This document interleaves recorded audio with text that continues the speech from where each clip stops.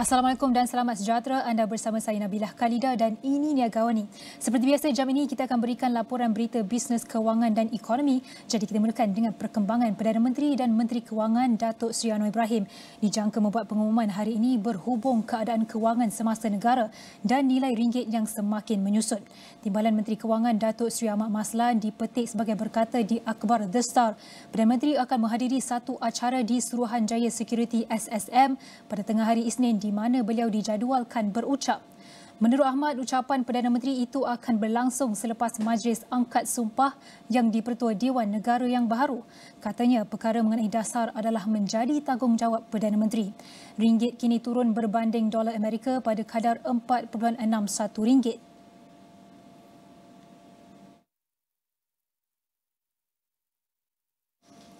Ringgit berkemungkinan kekal pada paras semasa berbanding dolar Amerika berlegar sekitar 4.60 hingga 4.61 kerana tindakan dasar monetary akan terus menjadi tumpuan dengan beberapa pegawai Rizab Persekutuan Fed Amerika Syarikat berkongsi pendapat mereka berhubung isu itu dengan orang ramai. Ketua Ekonomi dan Kewangan Sosial Bank Muamalat Malaysia Berhad Muhammad Afzal Nizam Abdul Rashid berkata pada masa yang sama kebimbangan terhadap prospek pertumbuhan global semakin meningkat. Menurut Afzal Nizam, ekspor Malaysia pada bulan Jun dijangka menurun sebanyak 11.7% berdasarkan unjuran konsensus. Angka ini menunjukkan penurunan dari kadar 17.4% pada bulan Mei yang lalu, kata beliau. Tambahnya, situasi ini menunjukkan mod penghindaran risiko akan digunakan pada minggu depan serta beri kesan kepada julat yang ketat bagi nilai tukar dolar Amerika Syarikat atau ringgit dijangka antara 4.60 hingga 4.61. Sementara itu, rakan kongsi pengurusan SPI Asset Management Stephen Ines berkata ringgit boleh meningkat berbanding dolar Amerika Syarikat minggu depan kerana lebih banyak rangsangan berterusan dijangka daripada penggubal dasar China yang ditunjukkan kepada pasaran hartanah dan pengangguran belia yang seharusnya meningkatkan lagi sentimen. Pada minggu ini, ringgit lebih lemah berbanding dolar Amerika Syarikat apabila pelabur kekal di luar pasaran bagi menunggu keputusan daripada mesyuarat jawatan kuasa pasaran terbuka Persekutuan FOMC Amerika Syarikat pada 13 dan 14 Jun. Bank Pusat Amerika Syarikat telah mengekalkan kadar dasarnya pada julat 5.00% hingga 5.25%. Dalam perkembangan sama, Ketua Ekonomi dan Kewangan Sosial Bank Muamalat Malaysia Berhad Dr. Muhammad Afzal Nizam Abdul Rashid melihat trend dagangan ringgit masih sebit disumbang tindakan Rizab Persekutuan Amerika Syarikat dalam peningkatan kadar dananya.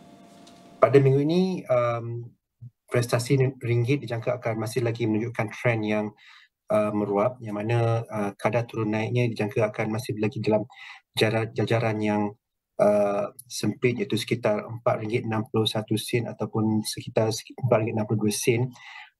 Perkara ini banyak disumbang oleh beberapa ahli Federal Reserve yang akan memberi komen. Sudah pasti pasaran mata wang akan meneliti setiap ucapan yang diucapkan oleh ada jawatan kuasa FOMC yang akan memberi sedikit clue tentang bagaimana dasar monetary di Amerika Syarikat akan dijalankan.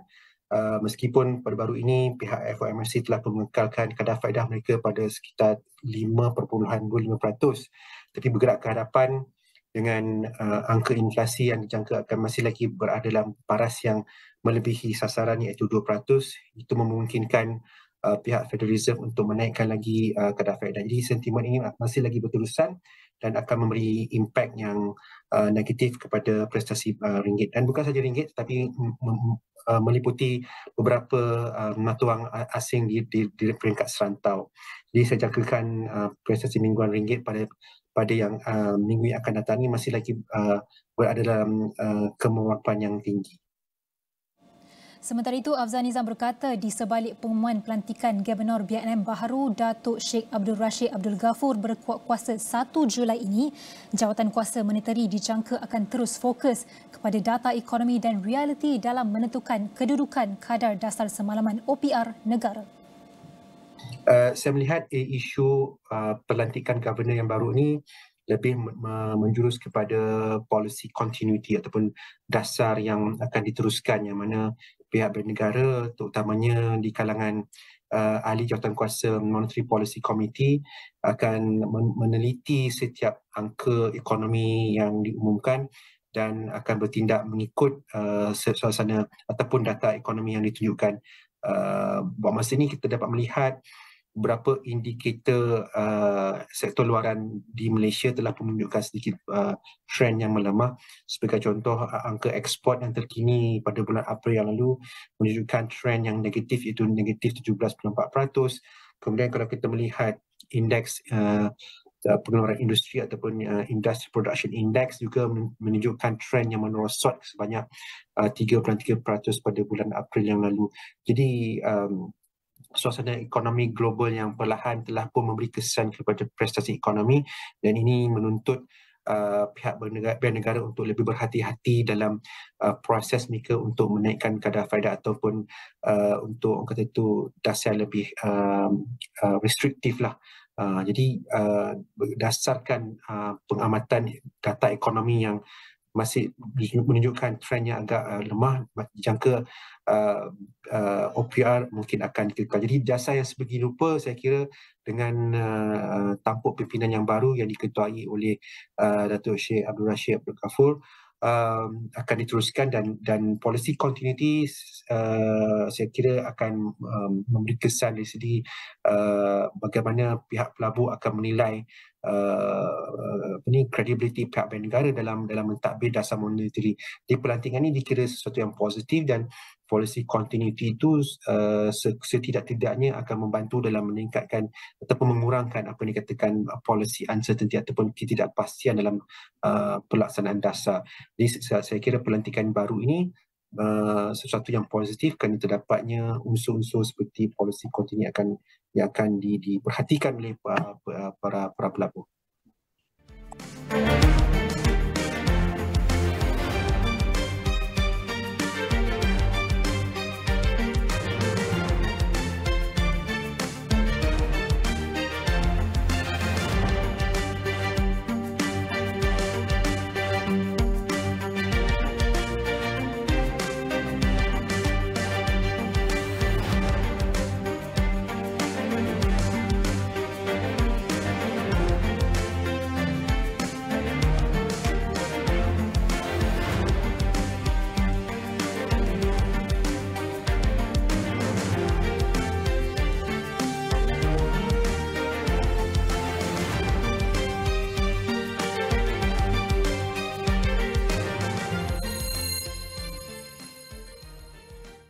Sementara itu, ringgit dijangka akan terus tidak menentu memasuki suku ketiga susulan tindakan The Fed yang masih agresif dalam kenaikan kadar faedah. Dr. Afzal Nizam juga menegaskan nilai ringgit tidak dijangka jatuh sehingga ke paras RM5 berbanding dolar. Untuk tempoh terdekat ni, seperti yang sebutkan tadi, memang akan menjurus kepada apakah tindakan pihak Federal Reserve dalam menentukan kadar faedah mereka. Seperti yang telah diumumkan, pihak FOMC telah mengekalkan kadar faedah mereka iaitu 5.25%, tetapi bergerak ke hadapan terdapat kemungkinan bahawa pihak Federal Reserve ni akan menaikkan kadar faedah sekitar 25 mata asas sehingga 50 mata asas. Jadi jangkaan seperti ini akan menyebabkan nilai ringgit akan terus berada dalam keadaan yang volatile.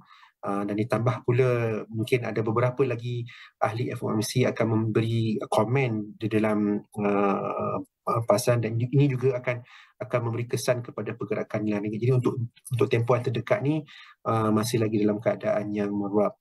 Tetapi untuk mengatakan ia mencecah paras RM5 dalam keadaan semasa, saya kira agak keterlaluan kerana kita sedang melihat suatu fasa kadar faedah yang mungkin mencecah ke paras puncak di Amerika Syarikat iaitu 5.5%. Kalau mereka meningkat pun lagi mungkin dalam sekitar kepada paras 5.5 ataupun sekitar itulah. Jadi kadar faedah yang telah menghampiri apa yang sebagai peak level ni seharusnya adalah sesuatu yang positif untuk nilai ringgit untuk bergerak untuk tempoh masa akan datang lah.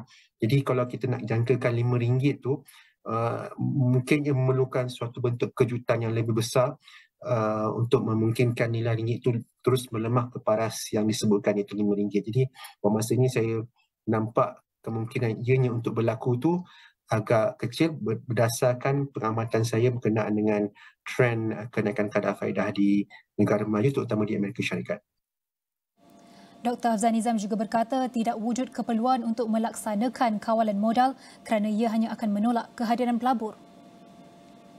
Apakah butiran yang bakal diumumkan, tetapi kita apabila berbicara tentang ringgit Malaysia dalam konteks para pelabur asing, para pelabur asing sememangnya agak boleh dikatakan fobia sekiranya disebut perkataan capital control ataupun kawal modal. Saya tak kira dasar ini akan dilaksanakan dan saya menjangkakan mungkin lebih bersifat fundamental berkenaan bagaimana nilai ringgit itu dapat ditadbir dengan lebih baik lagi. Tapi butirannya masih lagi saya tidak pasti tentang apa yang bakal diumumkan. Saya kira itu perlu kita tunggulah apa yang akan diumumkan oleh Perdana Menteri nanti yang akan dijangka umum pada hari Isnin nanti.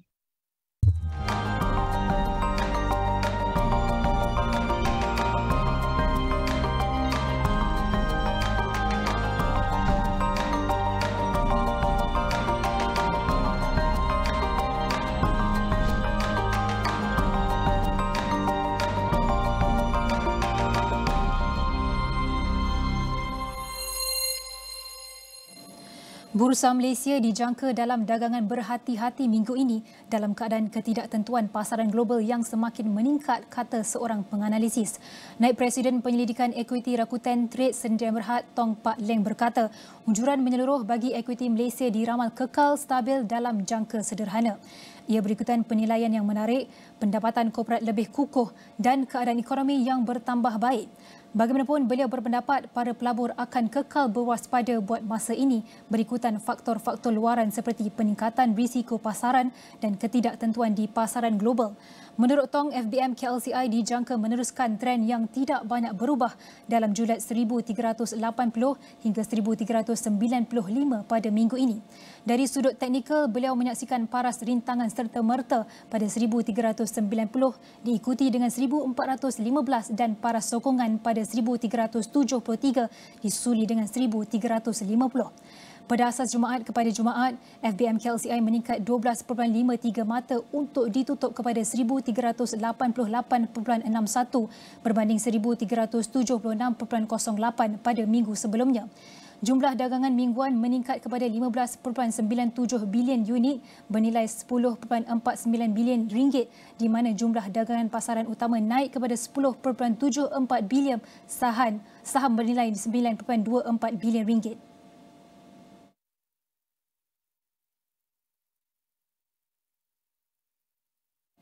Pasaran niaga hadapan minyak sawit mentah MSM dijangka diniagakan lebih rendah minggu ini berikutan aktiviti pengambilan untung. Peniaga minyak sawit Devin Ng meramalkan aktiviti pengambilan untung akan berlaku selepas kenaikan yang dicatatkan baru-baru ini. Ia berikutan momentum optimis di pasaran minyak kacang soya Lembaga Perdagangan Chicago dan mata wang tempatan yang lebih lemah. Oleh itu, pergerakan harga minggu ini diunjurkan bergerak antara RM3,550 dan RM3,800 satu tan. Minggu lalu, niaga hadapan MSM didagangkan lebih tinggi menjejaki niaga hadapan minyak kacang soya CBOT, kelemahan ringgit berbanding dolar Amerika Syarikat serta kebimbangan yang berlaku disebabkan kemerosotan pengeluaran akibat El Nino. Berasaskan mingguan, kontrak Julai 2023 menokok RM377 kepada RM3,785 satu tan. Ogos 2023 naik RM399 kepada RM3,766 dan September 2023 meningkat RM377 kepada RM3,743. Jumlah dagangan mingguan pula melonjak kepada 342,040 lot daripada 235,769 lot, manakala kepentingan terbuka menambah kepada 303,471 kontrak daripada 265,572 kontrak pada Jumaat sebelumnya. Harga MSM fizikal bagi Jun Selatan meningkat RM350 kepada RM3,800 satu tan.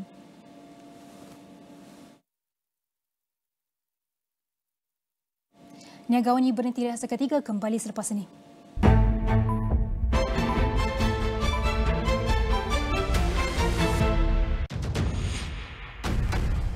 Mata mainkan peranan yang paling besar. Adik menyorok.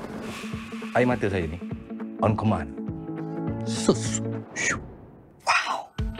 Look. dalam lakonan, the soul of the character is very, very important. Kau takkan mati! Tapi ada yang kata, Cik Jack ni sebenarnya seorang bapa. Ha?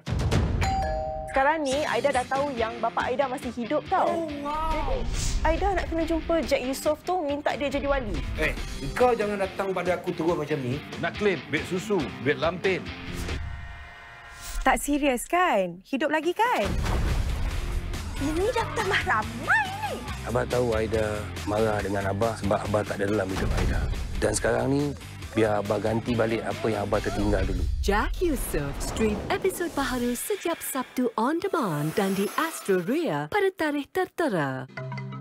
Majlis Perbandaran Tawau MPT melancarkan perkhidmatan pembaharuan lesen secara dalam talian untuk memberikan kemudahan buat lebih 16,000 pelanggannya. Kerajaan Malaysia diharap dapat mengiktiraf sambutan Hari Gawai Dayak sebagai cuti umum di negara ini. Usaha menangani krisis air di Sabah dilihat menunjukkan perkembangan positif selepas peruntukan RM320 juta sedang dipertimbangkan Kerajaan Persekutuan.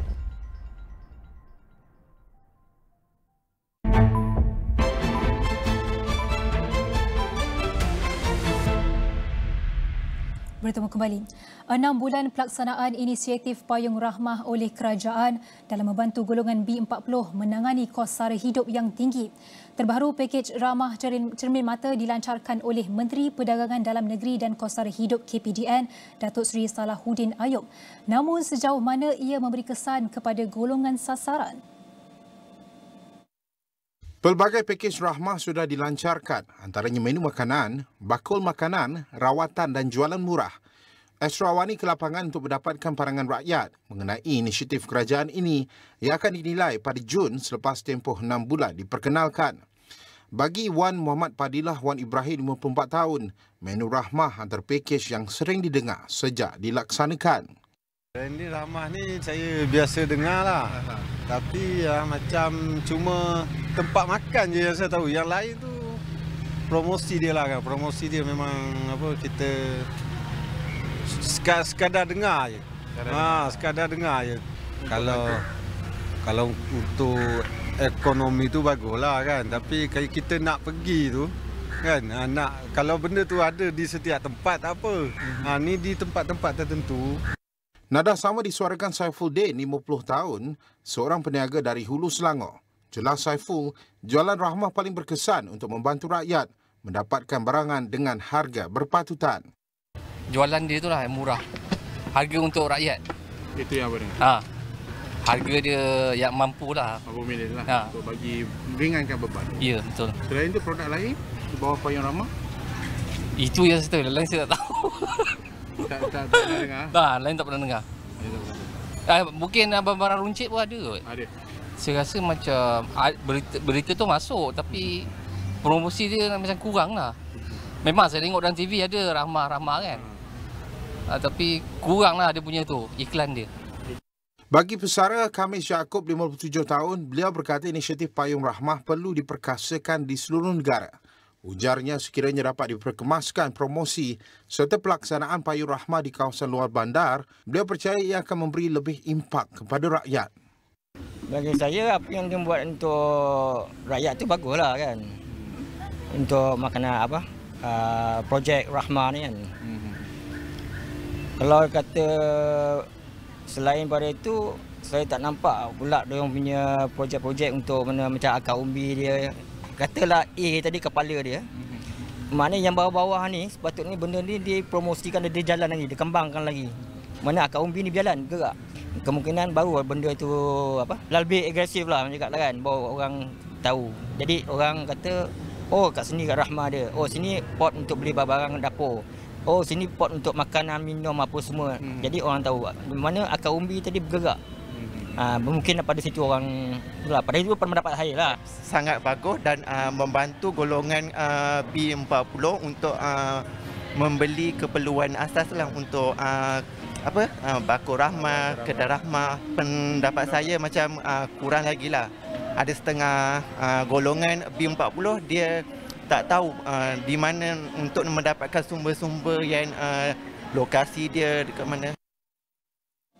Seterusnya, bayaran yang terlalu rendah oleh pihak majikan kepada pelajar yang sedang menjalani latihan industri atau golongan intern dianggap tidak munasabah.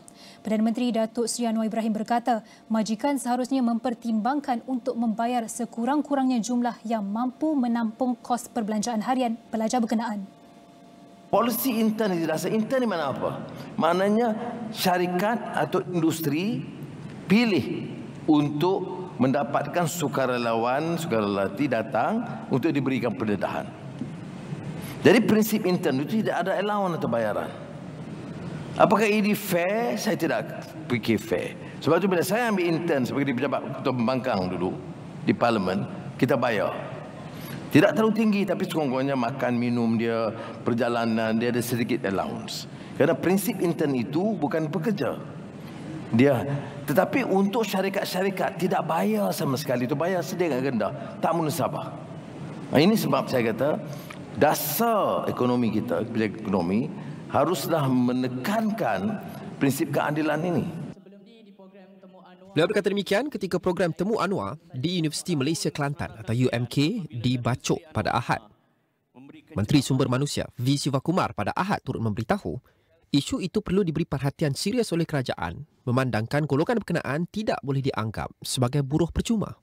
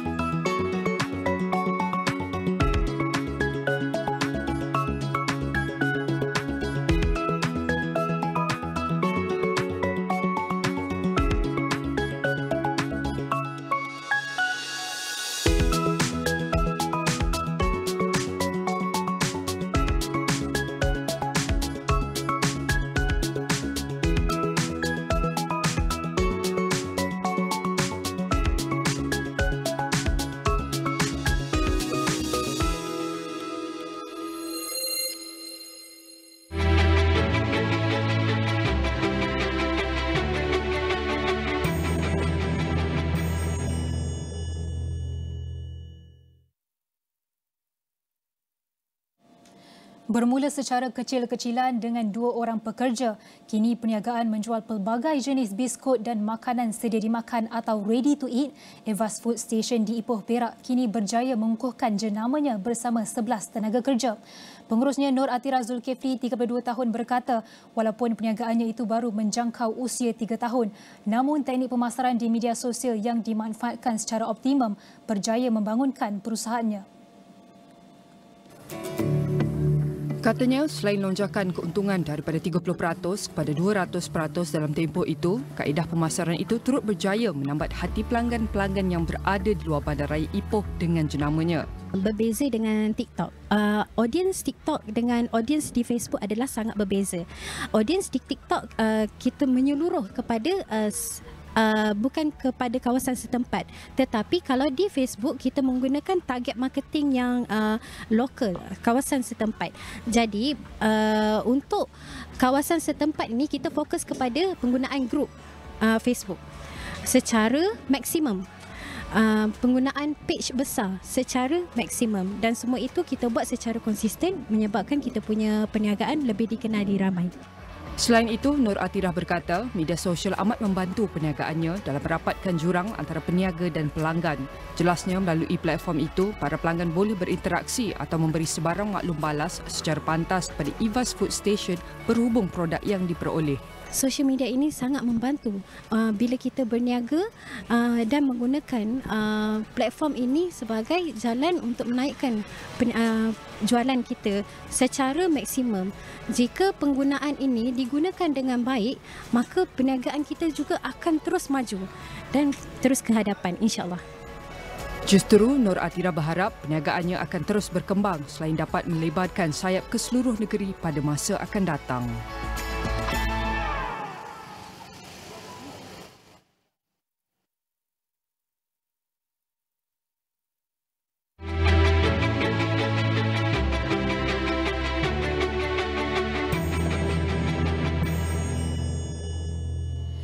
Malaysia perlu bekerjasama dengan negara-negara di rantau Asia Tenggara khususnya Singapura dan Thailand bagi mengemukakan satu protokol berhubung data peribadi. Menteri Komunikasi dan Digital Fahmi Fazil berkata ia bagi membolehkan data yang dihasilkan di sesebuah negara dapat digunakan di negara lain terutamanya di Asia Tenggara. Ini penting kerana Malaysia kini menjadi tumpuan bagi pusat pemprosesan data. Tapi kebanyakan daripada aktiviti yang berlaku dalam pusat-pusat pemprosesan data ataupun apa yang disebut sebagai pengkomputeran awan ataupun cloud computing ini memerlukan dataset yang besar dan semestinya melibatkan data yang mungkin dihasilkan ataupun dijana yang diterbitkan dari negara yang berbeza. Mengulas lanjut, Ahli Parlimen Lembah Pantai itu berkata beberapa perkara lain yang perlu dilakukan segera termasuk penggubalan rang undang-undang RUU Keselamatan Cyber. RUU Keselamatan Cyber ketika ini di peringkat pertengahan dan akan dikemukakan kepada pejabat peguam negara sebaik siap. Ia dijangka dibentangkan di Parlimen pada hujung tahun ini. Selain itu, Fahmi berkata Akta Keselamatan Data Peribadi 2010 perlu dipinda bagi hentikan data peribadi dicuri dan digunakan dalam aktiviti penipuan. Presiden Turki Recep Tayyip Erdogan menyatakan kerajaannya akan menumpukan usaha mengurangkan inflasi kepada 1 digit daripada hampir 40% ketika ini. Menurutnya, ketidakpastian masa pilihan raya sudah berakhir apabila beliau dipilih semula sebagai presiden. Namun katanya cabaran yang menanti adalah soal mengurangkan inflasi di mana ia membebankan dunia tanpa terkecuali Turki. Menurut beliau, inflasi akan dikurangkan kepada 1 digit di negara itu di bawah kepimpinannya. Erdogan menambah, kepimpinan ekonomi Baharu akan bersama-sama beliau dalam mengutamakan isu inflasi berkenaan. Data rasmi mendedahkan inflasi tahunan Turki jatuh kepada 39.59% pada Mei selepas mencecah paras tertinggi 24 tahun sebanyak 85.51% pada Oktober tahun lalu. Erdogan menamakan Mehmet Simsek sebagai Menteri Perpindahan dan Kewangan selepas memenangi pilihan raya bersejarah pada Mei lalu. Menteri Baharu itu membayangkan kembali kepada dasar ortodoks termasuk kenaikan kadar.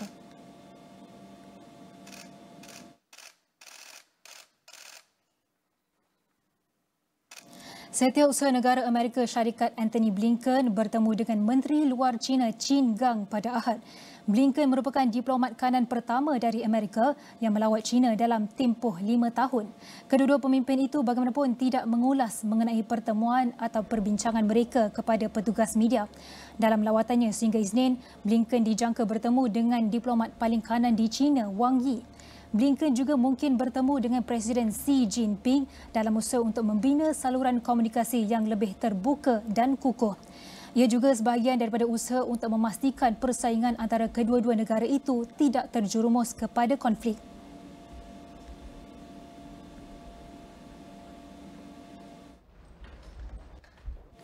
Indonesia menggantung polisi lawatan tanpa visa ke atas 159 negara susulan kebimbangan mengenai gangguan ketertiban awam dan potensi penularan penyakit. Perintah untuk menangguhkan polisi lawatan tanpa visa BVK telah dikeluarkan oleh Kementerian Undang-Undang dan Hak Asasi Manusia. Menurut kementerian, keputusan ini bertujuan untuk menangani kebimbangan berkaitan gangguan ketertiban awam dan penularan penyakit dari negara-negara yang tidak mendapat sijil bebas penyakit yang dikeluarkan Pertubuhan Kesihatan Sedunia. Pada masa ini, hanya 10 negara ASEAN iaitu Brunei Darussalam, Filipina, Kemboja, Laos, Malaysia, Myanmar, Singapura, Thailand, Timor Leste dan Vietnam terkecuali dari peraturan itu. Pengunjung dari negara-negara ini boleh tinggal di Indonesia sehingga 30 hari dengan pasport dan tiket pelepasan yang disahkan. Baik, Niaga Awani akan berhenti lihat seketika, kembali lagi selepas ini bersama Ibrahim Sani.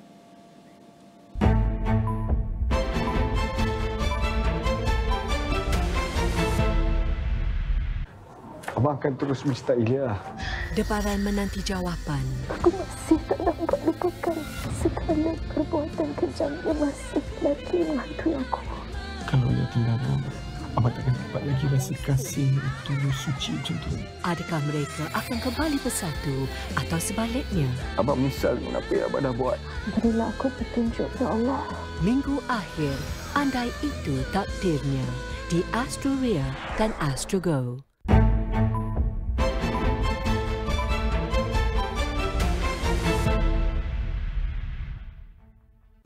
Thanks for joining us. My name is Ibrahim Sani. There's a rather alarming statistics that has been produced by Civil Lake Access and IDC in that digital banking CAPEX spending by bank has dropped from 70% back in 2015 to now 5%. So now the question is, has banks migrated enough in the digital banking landscape? What's next for the banking industry? And more. Joining us on my left is Andrew Tan, the Group MD of Civil Lake Access Limited.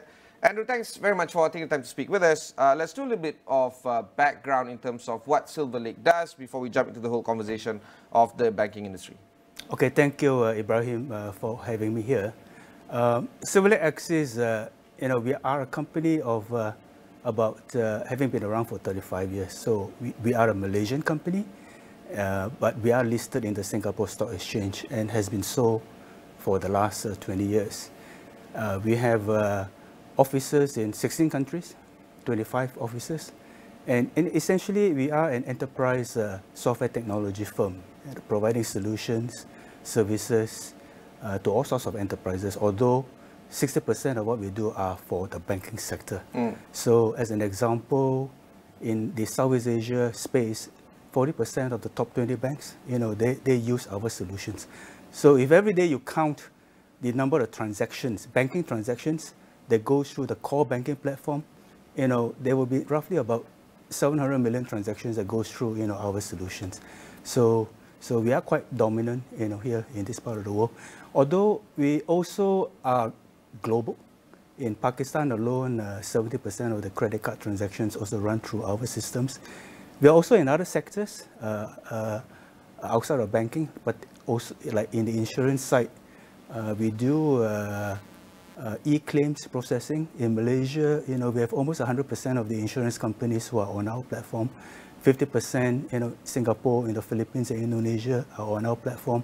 So we are quite an established organization, with about 2,000 people around the world. How did you get into the banking industry? Because back 35 years ago, core banking transaction might not necessarily be a primary focus for IT companies to do.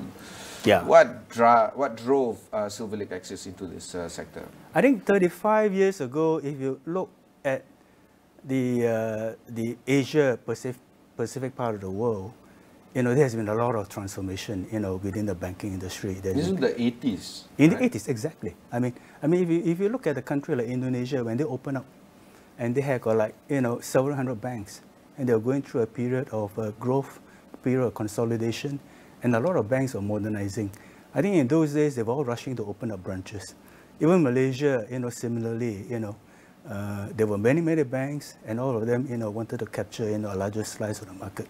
So they need to modernize the technologies. Because back then, there were not very many offerings, on the table.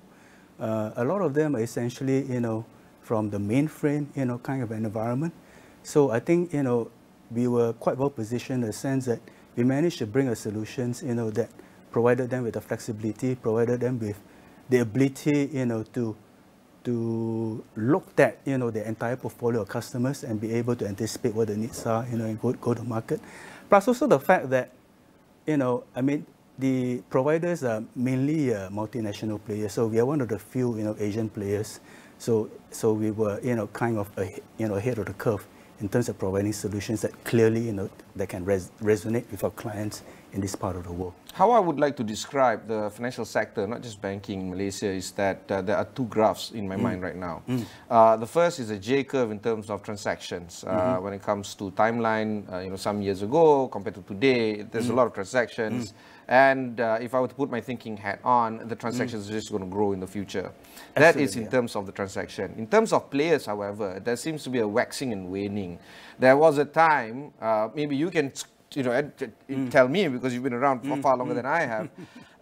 The players were out of control, I suppose, the number of players, to a point where it became necessary for the central bank to discuss with the players, existing players, to amalgamate some of the players. We're looking at the noughties, we're looking at the 90s to a point where the commercial banks have now, I guess, reached a saturated period. And development banks, for instance, have also amalgamated. In fact, there's one now between MREF, MBSB and the likes. But so it's widening and then it's narrowing, and now it's widening again, but not in the sense of a traditional banking player. We're looking at e-wallets, we're looking at digital banks now coming to play. So how do you reconcile the number of entities and institutions versus the ever-increasing number of transactions that's going to happen in the future to come? Well, I mean, let's not call it a banking industry. Let's call it a financial services industry, right? I think the distinction between banking and non-financial services entities, is becoming blurrer and blurrer. I think with the advent of digitalization and the coming in of very agile fintech type players, so it's kind of becoming a play where they need to coexist together. But I think at the end of the day, what you will see is that because there are all kinds of new transactions apart from just going to the bank and deposit a banking transaction or withdraw money from ATM or go online banking. Now you got all sorts. I think the volume definitely has increased. With the likes of the easy way that you can do payments in the world. So I think e-payments actually contributed to a large part of the transaction. The volumes have definitely gone up. And not just the big volumes. It's also the microtransactions. Exactly. You can buy a can of Coke, 2-3 ringgit, and you pay QR. That has to be captured somewhere, right? Yes. So what does it mean in the joint report that the International Data Corporation, or IDC, and Silver Lake is doing, that shows that banking investment, the investment or capex into digital banking has dropped from 70% just 8 years ago to 5% this year? Does it mean that financial institutions are not looking into this kind of space any longer, or is there something else? I think they are definitely looking into it. I think they are looking at broadening the customer base. That's for sure. And I think the segment, which is what I call the lower tier customer segments, are in many ways, the segments, the banks want to get back into. But what they need to do, is a few things. They need to create products, that are more, that can resonate, with the space. And like you say, it could be in micro lending, right? It could be, lending in, in the hundreds of ringgits as opposed to the thousands, of ringgit. So they need to, create, that kind of ability. But and at the same time, in terms of assessing the risk, also becomes different. I wouldn't say that they are not investing in it. I would say that it is a totally different ball game that they need to get into, because that's a space where the fintechs have naturally affiliated themselves to, and I think banks are figuring out how they can get into the space, and they are investing in digitalization. I think more and more the shift of the investments are away from the traditional core banking to more on areas, with the use of analytics, with the use of artificial intelligence and applications that can help them be more agile to come up with applications, that can really roll out, and get customers where from a point of contact, like let's say, getting them to be interested in a loan, to a point where they can actually disperse money. I mean, you can do it as quick now, with a lot of banks in 15 to 20 minutes. Yeah, but the report also shows that core banking transactions, about 40% of them have failed or completely stopped. You're absolutely right. So what does that mean? Absolutely right. We're absolutely right. See, just to regurgitate, the report further revealed that approximately 40% of core banking transactions have either failed or stopped completely, marked by overruns in budget and under-delivering of expectations or scope. Right. The biggest decision, or not so much of a decision, but the biggest priority in a bank, as opposed to 35 years ago now, the biggest priority is not in changing the core, because I think most of the banks know that changing the core banking platform is a very complex exercise. Now, as part of CIMB, it was really messy. I think Silverlake was your client. Correct, yes. It is an impossible task. Yeah, but we did it. Legacy, we did it. Legacy issues, different entities merged, cross-border problems. I'm not just talking about Bank Bumi, CIMB Southern Bank issues. I'm talking about Niaga and Bank Lipo. It was just a mess. Yeah. But yes, you did it. I think at the end of the day, while the percentages of failures are high, I think at the end of the day, it doesn't mean that it cannot be done, successfully. I think it's all about how we scoped it. It's all about, but getting the right the partners conversation in. then was like, why are we doing this? Why don't we just start anew and run with that and just migrate everything there? It's a lot easier, simpler, quicker, faster, cheaper. Well, I guess, in many bank situations, when they make the critical decision, to embark, on a new core banking platform, I mean, they have to do it, with, very deep foresight about what they want to do in terms of getting the ROI. I mean, examples of banks like, let's say, UOB or OCBC or, even CIMB or Bank Rakyat Indonesia, Bank Rakyat Indonesia or Bank Mandiri, they're all our customers. And they have been our customers, for a very long time. And I think, the impetus for them to change, has been, a variety of reasons, because the old core is just not doing the job, where they were. But they do realize that making the change, is not going to be easy. So what they have to do is to make sure that, the people that they work with, the vendor that they partner with, our vendors' reputation and proven background, that they can get the job done. Like I said, we have been in the business for 35 years. We have got 300 banking clients around the world, and I can say, with pride, that we have successfully converted all our clients to our platform from all sorts of, different platforms. All right. That's another way of corporations, especially financial institutions, want to move ahead, is to partner with small, nimble fintech players, insurtech players, and see how they can migrate some of these smaller players' technology into their larger core banking transaction or platforms. What's the story from that angle? I mean, we've talked about the core banking transaction and transformation, which is a mammoth task, but a lot of companies and banks have done it. What about this whole plug and play idea, where you look at the sandbox, go to SC by SC, for instance, see what suits your requirement, and then just partner them? Yeah, I think the landscape has changed a lot, up to now. I mean, as I said before, the priorities for bank to totally change the core banking, is not the top priority. I think the top priority is, like you said, there's a lot of all these fintech companies out there. There's a lot of new ways to engage with customers. Customers are also, demanding that the banks, deal with them, operate with them differently, competition, etc., etc., etc. So it's come to a world where the banks are finding that they need to coexist. And the banks are finding that, in many cases, they find that, their core platform is actually inhibiting them from doing so.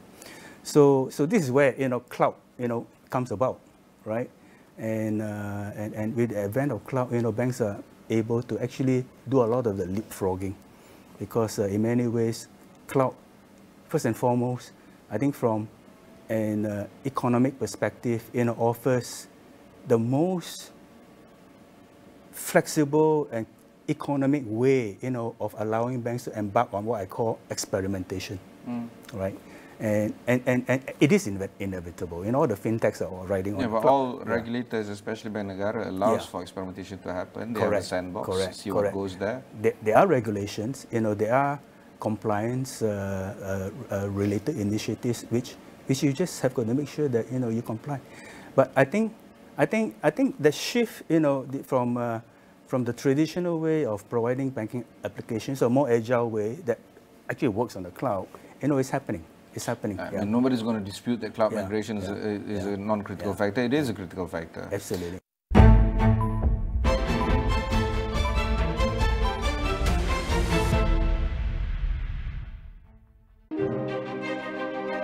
Asking the tough questions is what we do every day here on Astro Awani.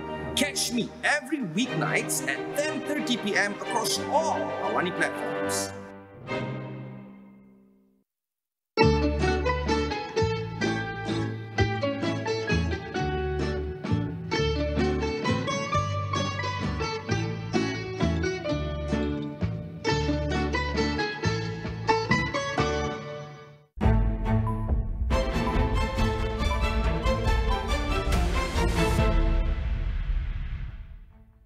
Let's look at how financial institutions or any other organizations out there, because you do serve outside of the banking sector as well.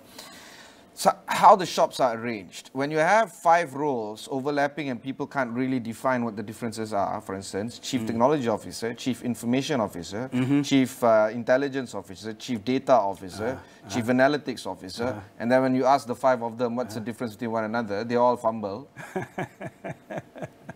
I mean, if you ask a CEO and a CFO, what's your role? They can easily say, oh, I'm counting the beans, he's doing the business. Done. Simple. Yeah. Okay. But you have these 5 roles. Some of them are there, some of them tak there, and then you wonder, and then you're a vendor or whatever, you try to, and then the app fails, who do you complain to?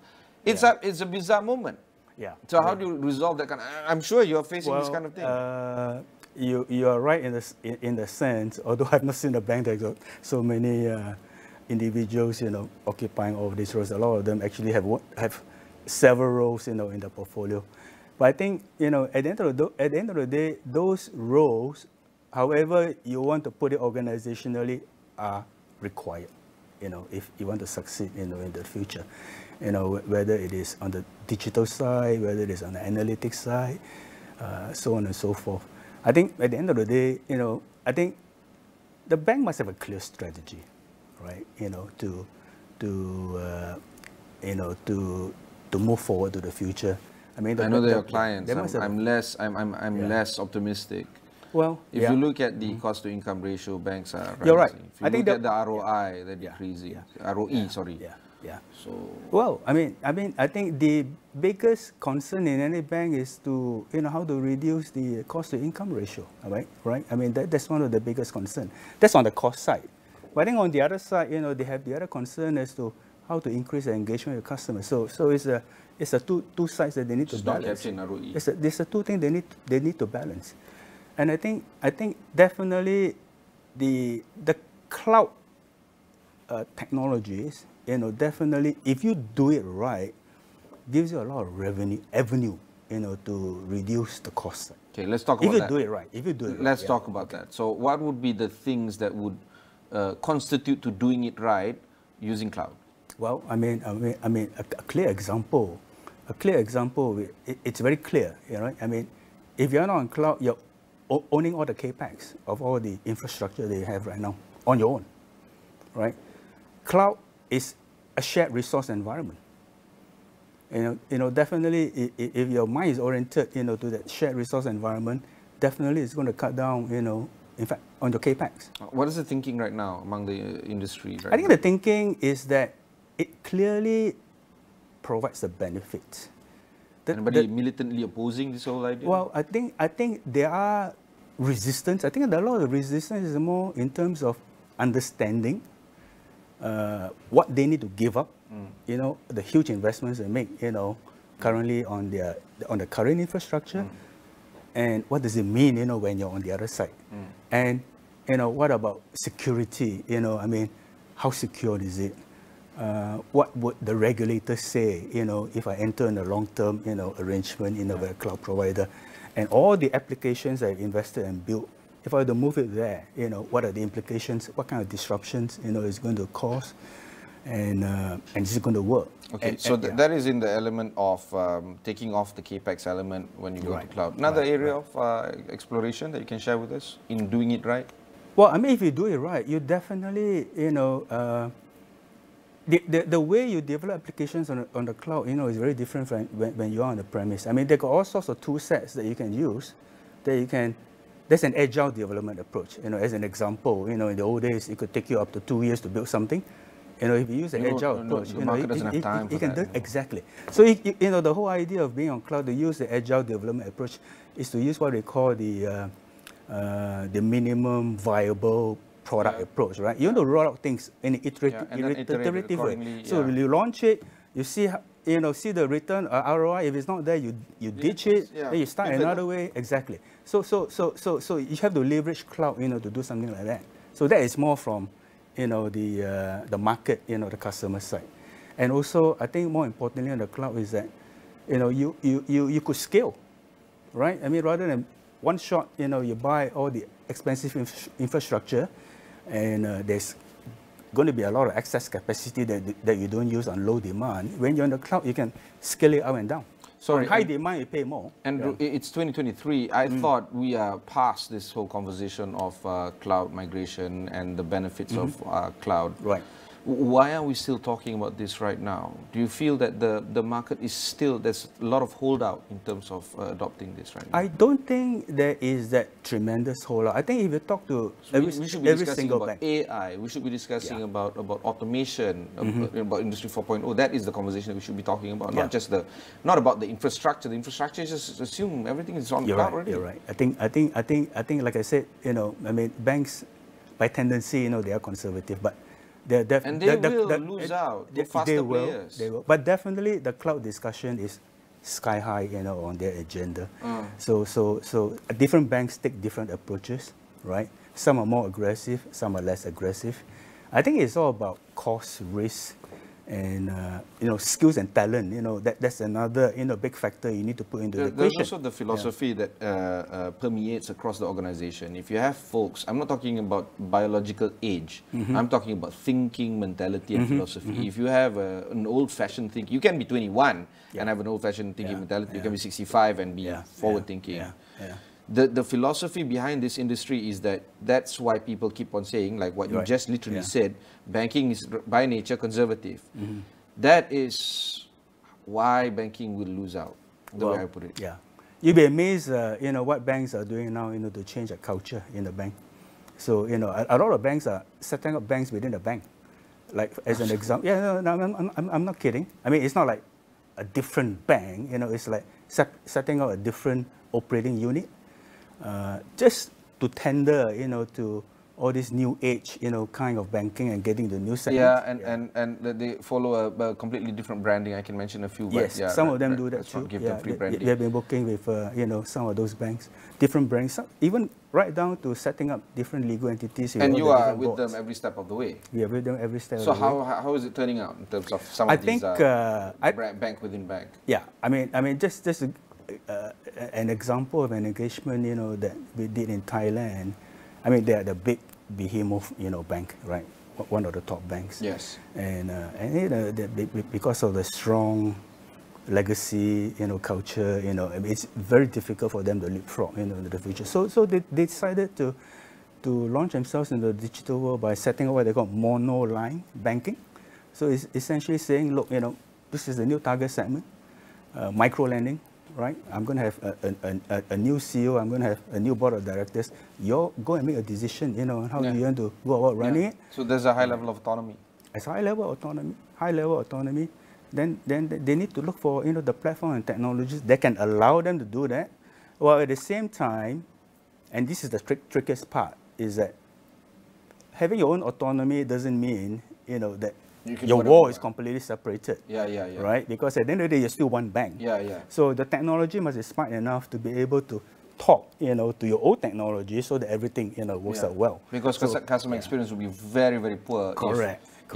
If the bank within a bank asks me the same kind of New York customer kind of thing, and I'm like, why would I?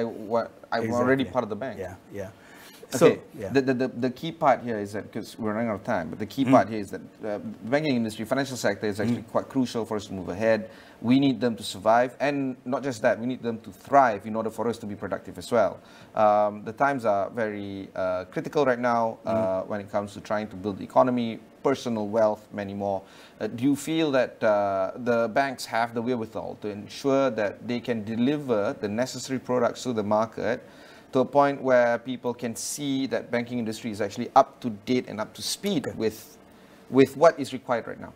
Well, I mean, banks for many, many years, right from the days of ATM to online banking, they've always been in the forefront of technology. And I've got no doubt, that this time through, they will, be at the forefront, right? I mean, some may see that they're not operating fast enough, but I can tell you, a lot of banks are putting a lot of emphasis, to do that transformational, leap. Some are faster, some are slower, some are taking different strategies. Normal. I think, I think they'll get there.